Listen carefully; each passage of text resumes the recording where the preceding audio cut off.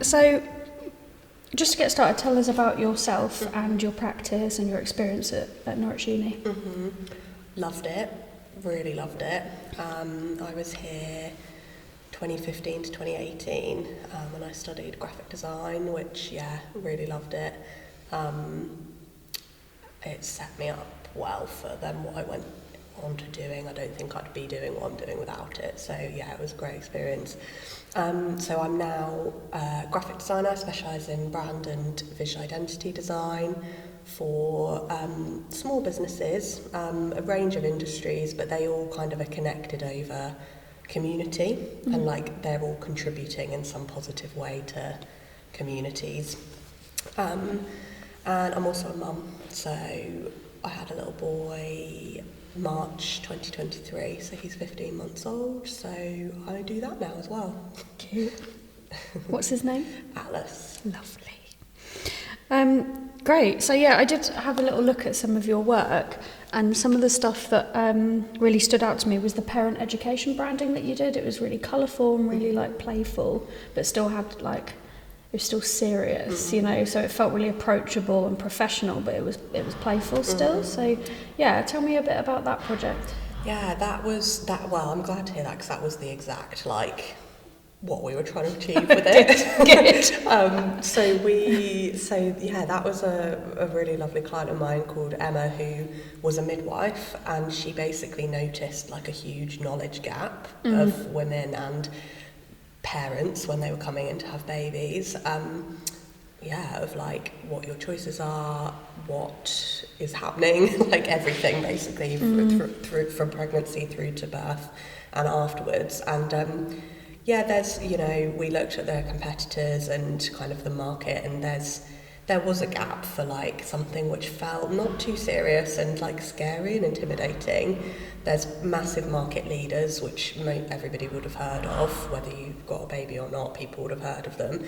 The NHS, like there's, big bodies which provide that education, but a gap for something that's a bit more playful, a bit like the knowledge is all there, but, a bit more lightheartedness, I think, which now I did that branding before having a child, and now having gone through it, I understand it so much more, and like can say, this is what's missing. In terms of visually though, we kind of drew on, it was bright and colourful, quite playful, organic shapes, but we wanted it to have like a tone that felt, you're going to learn the right information, it's all accredited, it's led by a midwife, it's to be taken seriously, and it's a big deal having a baby and being pregnant, but like, we can make this enjoyable. So that was the aim.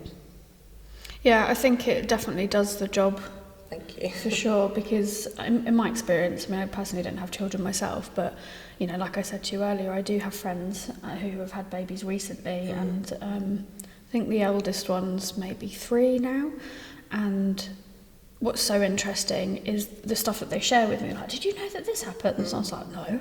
And we like to think that we're pretty on the ball with that stuff, and I talk to my other half, and they speak to their partners, and like, everyone's just sharing that information, but what you guys created is that like middle ground, that if you don't have those people around you, then you've got access to that information, and it is presented in a way that is understandable, because sometimes the language that's used by the NHS isn't that accessible, and it can feel really intimidating, can't it? So and really medicalised as well, which it is, but like and a big part of that project and what the founder was trying to achieve was that sense of community. I should have said as well, she founded it during COVID, so it was we did it really quickly. From when she first got in touch with me to when it was done was a really quick turnaround, because there was such an urgency for it. Especially in that time, exactly, right? Again, now having gone through it, how isolating it can be, people who went through that during COVID and lockdown, like, I honestly take my hats off to them, because it's tough. And so that filled that gap for people, hopefully. Perfect that timing. They could learn what they needed to learn in like the safety of their homes, basically. How do you find being a creative person, and that being what you do as your job, but also raising a baby? Like, how do you juggle that? What's your experience? Juggle's the right word. But almost quite literally, I would imagine. Literally, yeah. I explained it to somebody the other day. I described it as an enjoyable juggle because I love both, and I was such a big part of my identity. It still is, but such a big part of my identity was my work and my job and what I do, always. Because I love what I do, and I think that you then embody it more, maybe.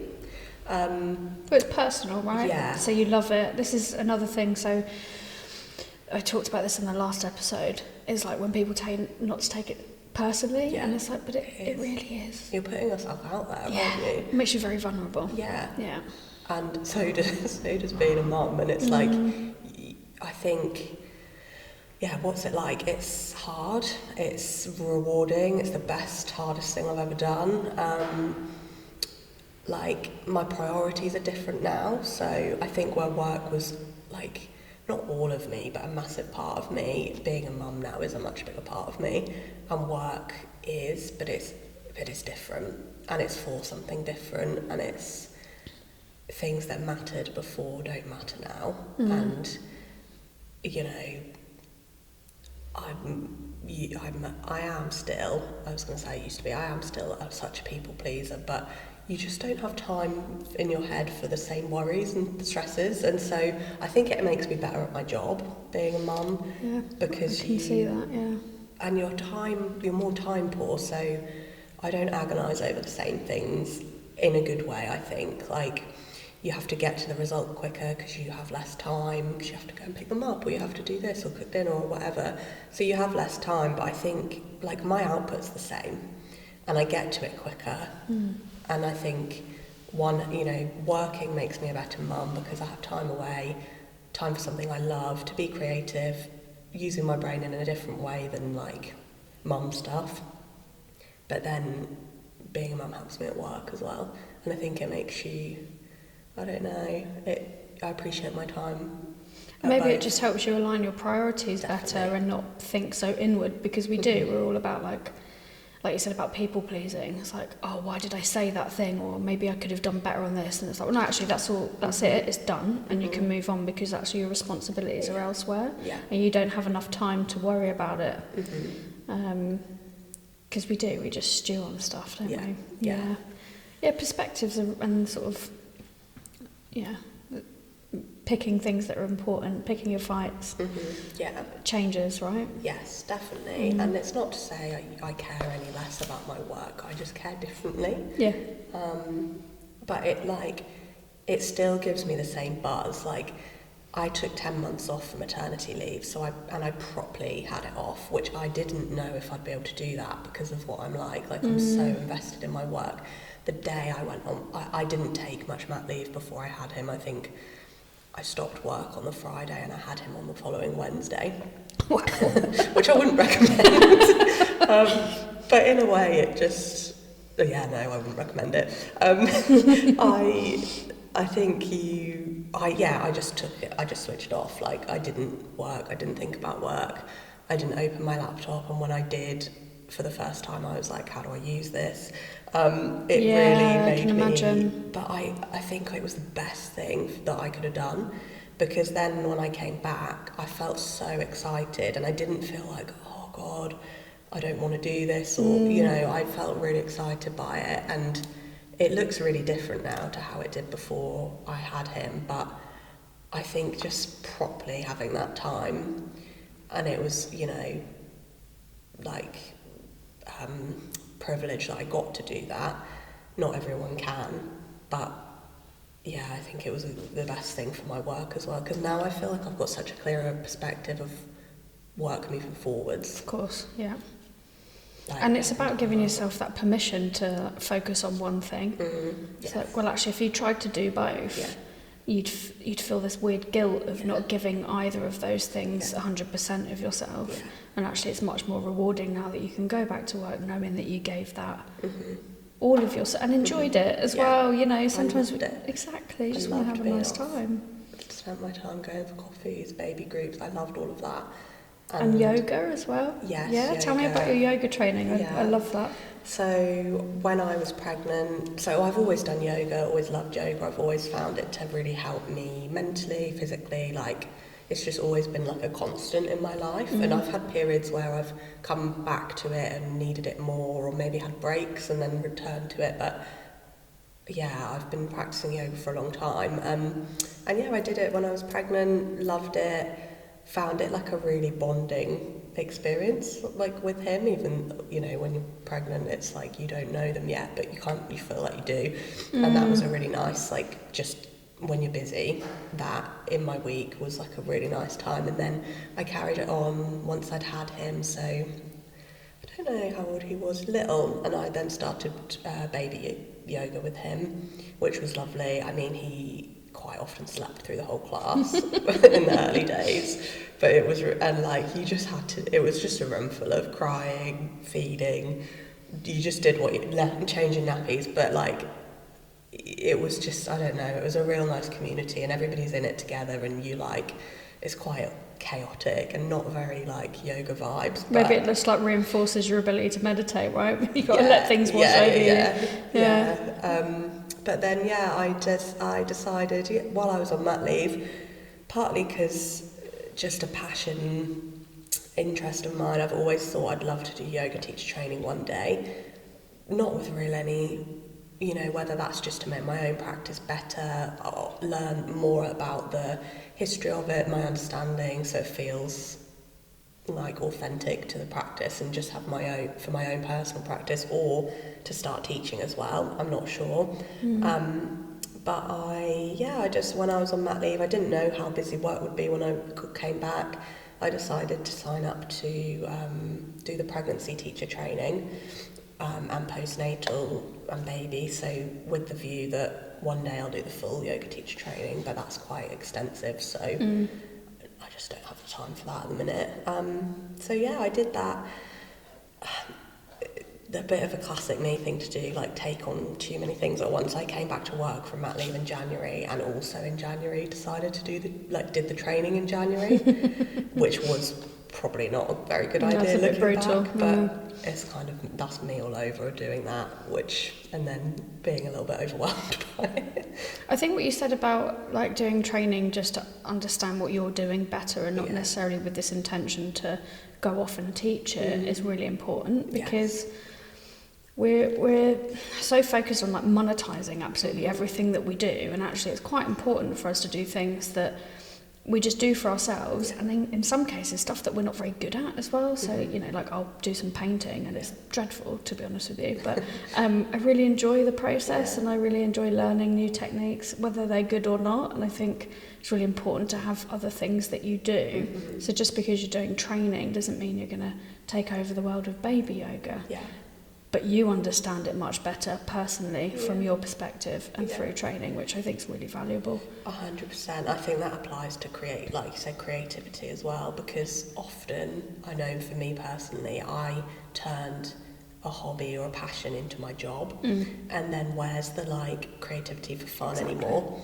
And I definitely got lost in that of like, what do I do now for enjoyment? And you've like used all your creativity up in the day for your clients, so there's not much left. I think I'm still getting there with that. Like, I love painting. Again, not very good at it, but I haven't done it for years, and it always comes up, and I'm like, I really want to just like pick up a paintbrush. So I definitely, and yoga is a creative outlet for me. Absolutely. So I think it's finding your thing when you do creativity for a job, that's another outlet that you don't need to turn into anything. Yeah, and it's nice sometimes to have things that challenge you, that actually no one's going to scrutinise you for. So, you know, for me, like I do that with exercise, so I'll pick a form of exercise that I find really hard, and actually no one knows that I'm doing it apart from myself, and all those little achievements are so important. Whereas if I do that with my creative practice, everyone's going to notice.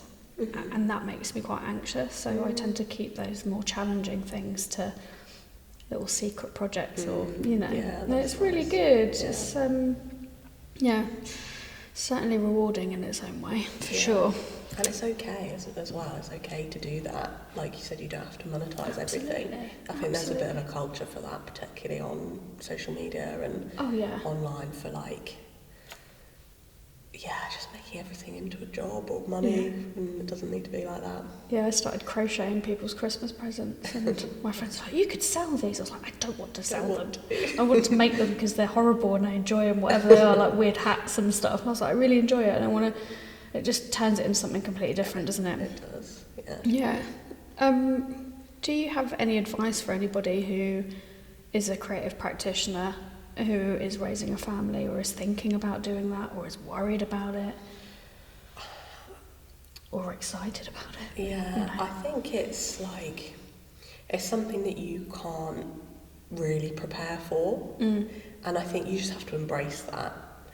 Like, children, babies are so unpredictable, and you just have to like give into that, like let it go. And I'm not a control freak by any means, I don't think, but I definitely like knowing things. I'm organised, I'm on time, and now I'm not so organised. I'm not always on time, and you have to just go with it. Same with work. Like we had to reschedule this once because my little boy was ill, and it's like, it's fine. Like the world's not going to end. Like, and I've not had anyone be not understanding of that.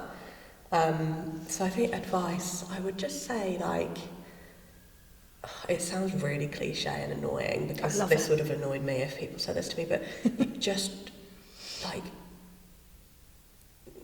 try and enjoy it, try and be in the moment, whatever you're doing, whether it's work, children, and it's like it will pass.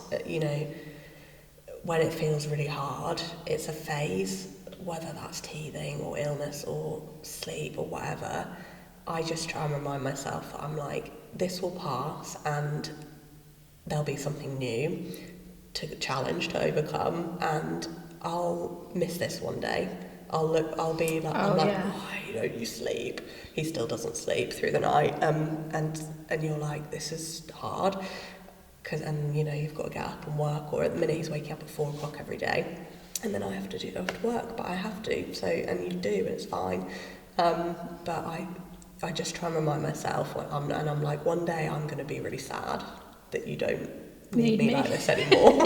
So you'll be like, please wake up at 4 and please need me. So it's true, isn't it? Yeah, I think it's, someone said to me, if you're like thinking about it now, in the future, whatever, I think someone said, and I was like agonising over, is it the right time, is it not, there could be more money or more projects, or should I spend more time working, or this or that, and someone said to me, like, there's never, if you're in that kind of thinking of the right time, they're like, it's never the right time and it's never the wrong time, like there's always going to be some, you could have a bigger house, you could have this, you could have that, but I think my advice would be just to try and embrace it and enjoy it when you can, because it's hard. But I don't know, really. It's you just find your own, figure it out as you go along, like you do with work and being a creative. Like no one actually knows what they're doing when they start freelancing or whatever they're doing. You just work it out as you go along, and it's the same for parenting. I suppose as well, there's a real element of getting things wrong, or at least what we think is wrong, and at least then you know what not to do. Yeah. Everyone sees failing as such a horrible thing, and actually, when we go back to talking about, taking it personally or being vulnerable, it's like we have to, because you need to be able to make mistakes in order to learn, and that's what makes you brave, and that's what makes you better. And juggling life, whether that's babies or whatever, you will make mistakes, and actually worrying about something that hasn't happened yet isn't going to do you any favours. So people hate when you're like, don't worry about it, but it's like, but actually don't worry about it, because you can't control it, so just leave it for a bit and only worry about what you can control, maybe.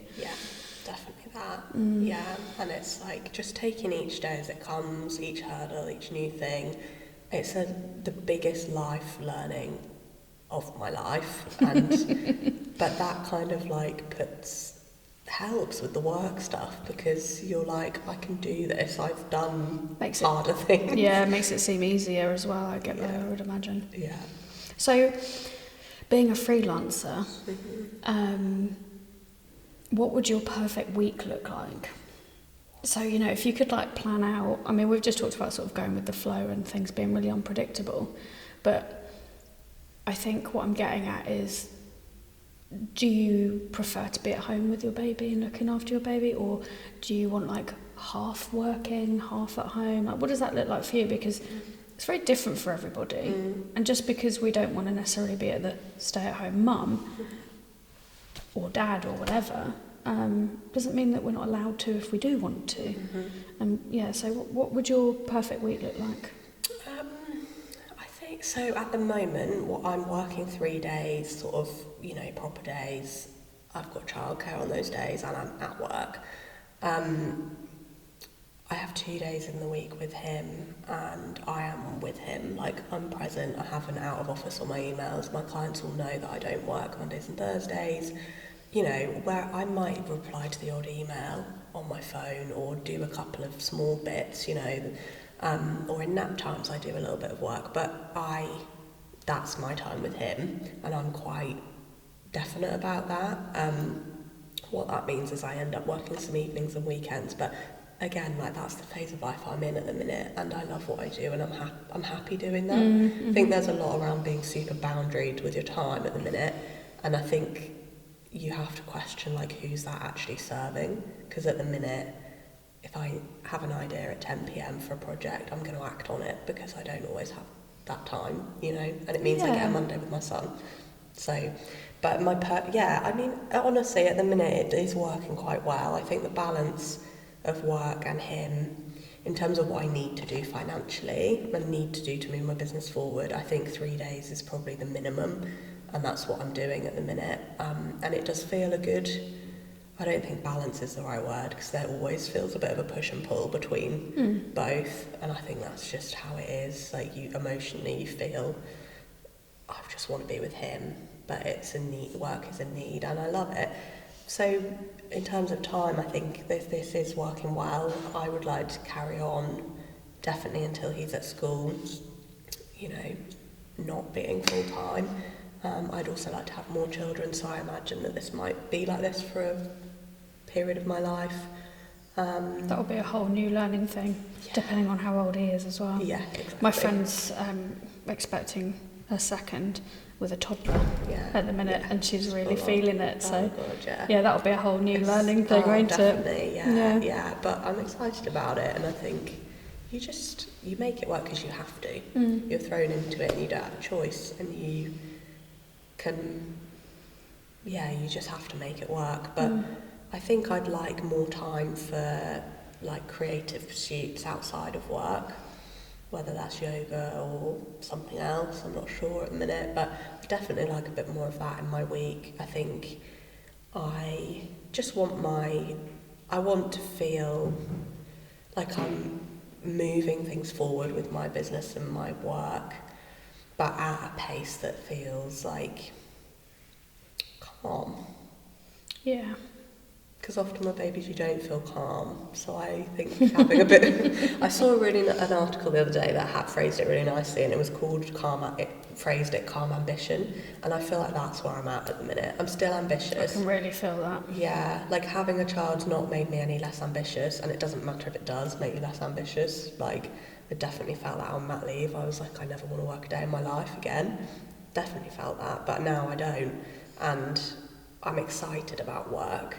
But I also know what I'm like in terms of taking on too much, and I just have to like put on the brakes a little bit and just be like, there's time for other things one day.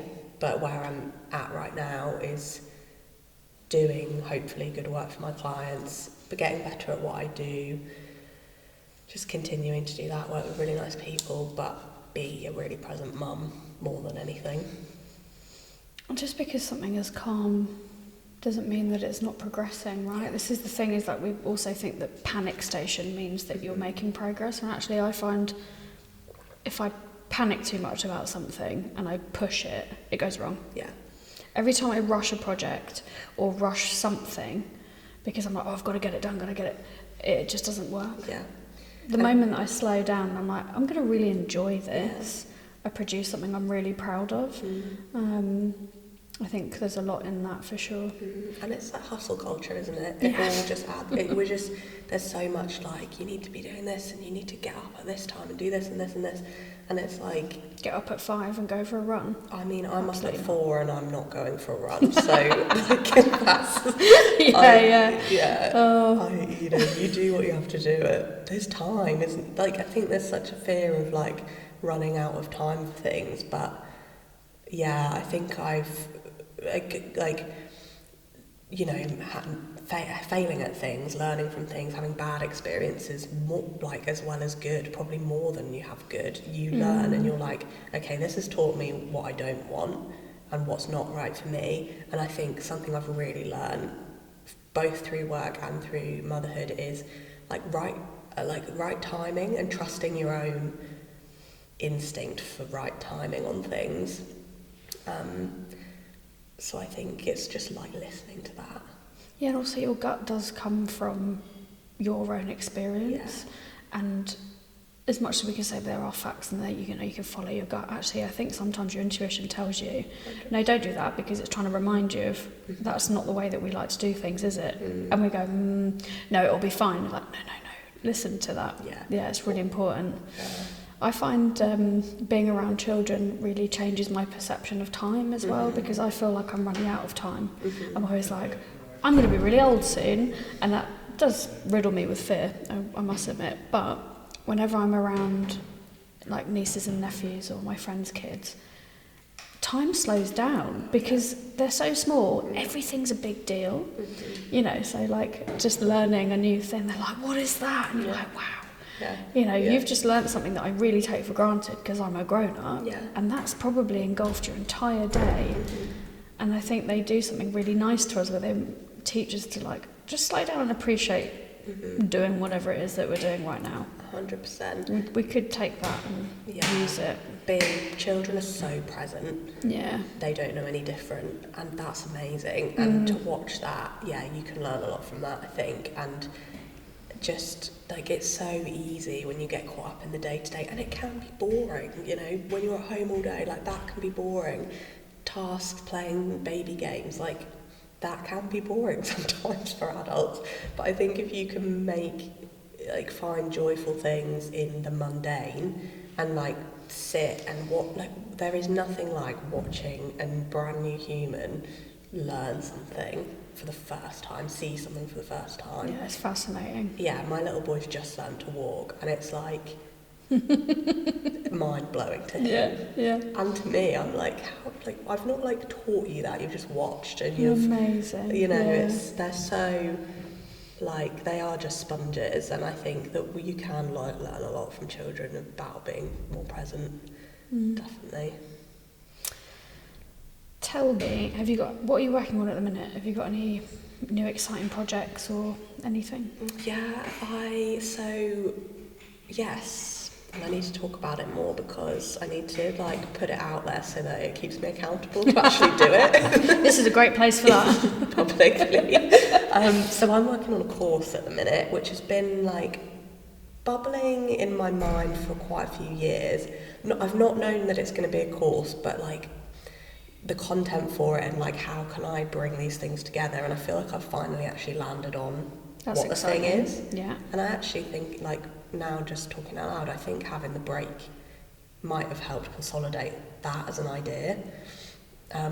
So I'm working on a course for founders and freelancers, so kind of early stage business owners and service providers, to help them essentially work on their own branding. I think now, I don't know, the world I came back to after being off, it's like AI's just like suddenly taken over. That wasn't being so talked about 10 months previously.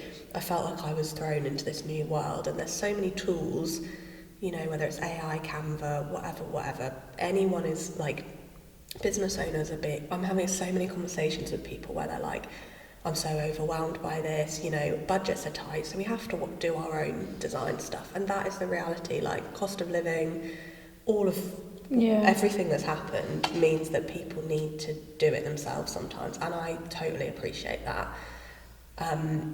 My thinking is, how can I help people to do that better? So yeah, the course is essentially going to be just trying to like help educate people about how to think about that, not just like this is how you use Canva at all. Yes, like the creative thinking tools, the thought right? behind it. Yeah. And just try, yeah, there's a bit of a knowledge gap, I think. Like the tools are there, but the education isn't. And I want to try and help people do that a bit better. Cause I think it's really valuable, especially for small businesses, because like you said, larger ones will have money for that, and they can pay graphic designers and whatever to come in and do things. But maybe small businesses need really more like a consultancy kind of thing, right? So you sort of guide them, and that course will be really good for that. It's very exciting. You should keep us in the loop about that. Oh, thank you. It's really interesting. Yeah, I need to say it out loud. I tend to, in the past, if I've been working on things, I keep it quite private. Probably a confidence thing, I don't know. But then I'm like, no, I need to like say I'm doing it and get live feedback from people. Like, Absolutely. Do people really need this? And help me shape it, because it's who it's for. Yeah. So yeah, that's the plan, and I'm aiming for autumn. Great. Got some deadlines for myself, because I think I need that. I'll check in on you. Yeah, thank you. But how's it going? Yeah. Well, it's been really nice talking to you. Thank you for coming thank you. in. No, and thank you. that wraps that up, I think. Thank you.